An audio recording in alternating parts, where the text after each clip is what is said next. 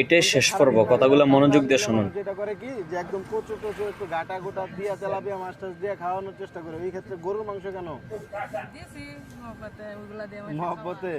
আচ্ছা, তো ভালোবাসেই দিচ্ছেন আর কি, মানে আপনাদের একটু বেশি পড়ে গেল না, বাজেটটা বেশি হয়ে গেল না, লস থাকবে না দিন শেষে, মানে ভালোবেসে খাওয়াইছেন।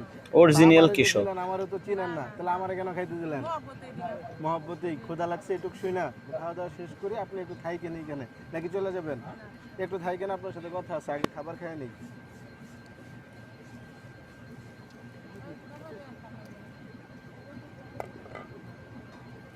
অ্যাকচুয়ালি রিজিক কই থাকে চিন্তা করে দেখেন, আমি নিজেও জানি না যে এইখানে এসে আমি খাইতে পারবো আর কি, বা এইখানে আমার আজকে রিজিক আছে। একটু এদিকে আসেন, একটা কথা বলি আপনারা জাস্ট সবার জন্য আর কি, সবার কাছে তো দেওয়া সম্ভব না।